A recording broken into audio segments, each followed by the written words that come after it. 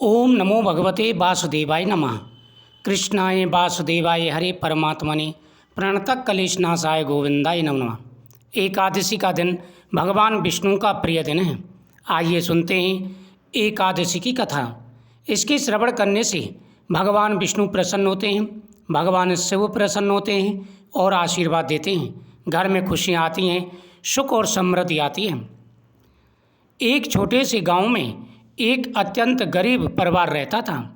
पति, पत्नी और उनका एक छोटा सा बेटा। पति दिन भर मजदूरी करता, लेकिन इतनी कमाई भी नहीं होती कि 2 वक्त का भोजन ठीक से मिल सकता। कई दिन तो परिवार को आधा पेट खाना खा कर के ही रहना पड़ता था। वह कई बार तो ऐसा होता था कि जब 2-2, 3-3 दिन वह भूखे रह जाते थे। लेकिन परिवार में सुमरत बहुत थी। पत्नी बहुत ही धार्मिक थी। वह हर महीने आने वाली एकादशी का व्रत किया करती थी। चाहे घर में अन्न ना हो, पर वह भगवान का नाम लेकर उपवास करती और दीपक जलाकर प्रार्थना करती कि हे नारायण, हमारे दुख दूर करो, हमें धैर्य और शक्ति दो। हे प्रभु, हम पूरे भक्ति भाव से पूजा कर रहे हैं, कभी ना कभी तो आप हमारी अवश्य सुनोगे। कहते हैं कि भगवान के प्रति सच्ची श्रद्धा हो तो भगवान अवश्य सुनते हैं। परीक्षा लेते हैं, कठिनाइयाँ आती हैं, लेकिन जब भगवान कृपा करते हैं तो हर प्रकार का सुख दे देते हैं। उसका पति भगवान नारायण और भगवान शिव का परम भक्त था। पति कभी कभी कहता, जब घर में खाने को नहीं तो तुम व्रत क्यों रखती हो। पत्नी मुस्कुराकर जवाब देती, भगवान परीक्षा लेते हैं, पर भक्त का साथ कभी नहीं छोड़ते। हमें ऐसा लगता है कि भगवान हमारी नहीं सुन रहे, लेकिन वो हमारी तरफ ध्यान देते हैं। कुछ परीक्षाएं होती हैं, अगर उन परीक्षाओं में उत्तीर्ण हो तो अवश्य ही फल प्राप्त होता है। एक बार का दिन है, एकादशी आई। उस दिन घर में कुछ भी नहीं था, सिर्फ थोड़ा सा आटा था। बच्चे ने रोते हुए कहा, माँ, मुझे बहुत भूख लगी है।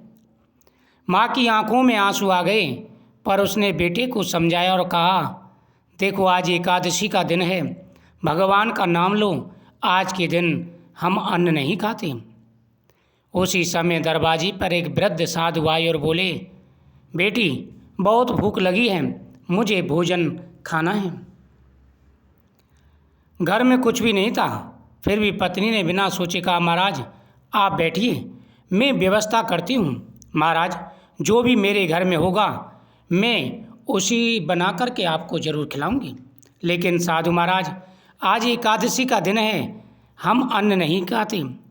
साधु ने कहा, बेटी, एकादशी का दिन है, अन्न नहीं खाते, लेकिन मैं कई दिन का भूखा हूँ, मुझे भूख लगी है और मुझे कुछ बना करके ज़रूर खिलाओ।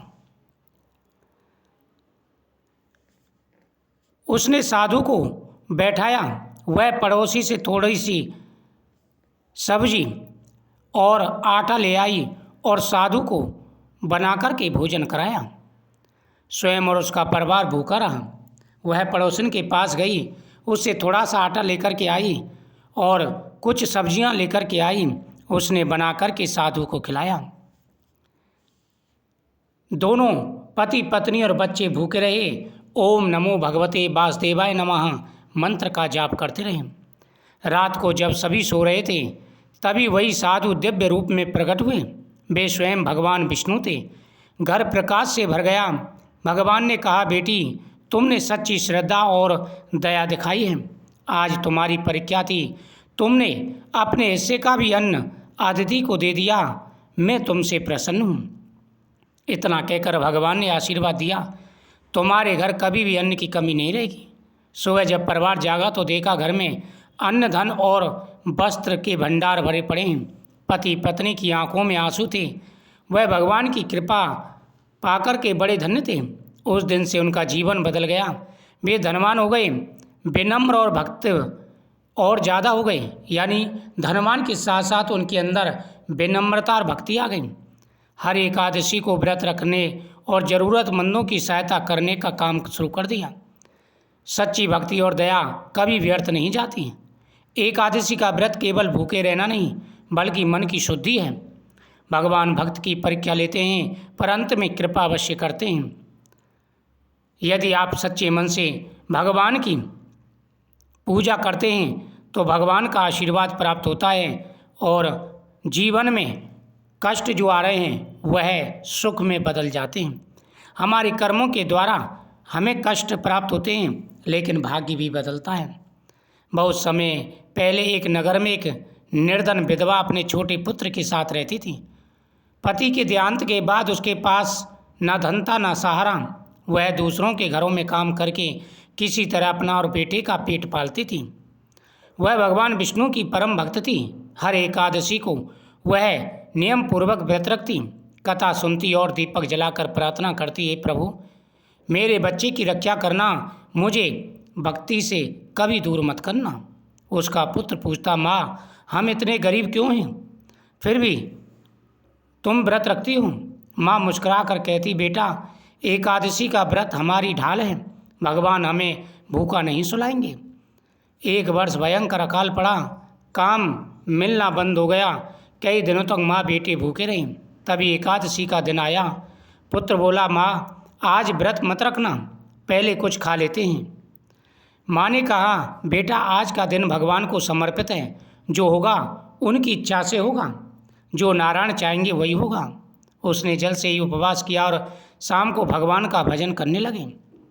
उसी नगर का राजा बहुत कठोर स्वभाव का था। उसने घोषणा की कि कोई भी राजमहल में चोरी करेगा उसे कड़ी सजा दी जाएगी। रात में अचानक राजमहल में चोरी हो गई। सैनिकों ने संदेह के आधार पर कई गरीबों को पकड़ लिया, जिसमें वह विधवा व पुत्र भी थे। विधवा रोते हुई भगवान से प्रार्थना करने लगी, हे नारायण मैंने सच्चे मन से व्रत रखा है, मेरे बेटे को बचा लो। अगले दिन दरबार में जब आरोपी प्रस्तुत हुए तभी अचानक एक तेज प्रकाश हुआ। राजमहल के कोने से असली चोर पकड़ा गया। वह राजा का ही एक लालची मंत्री था। सैनिक आश्चर्यचकित रह गए। राजा को अपनी भूल का एहसास हुआ।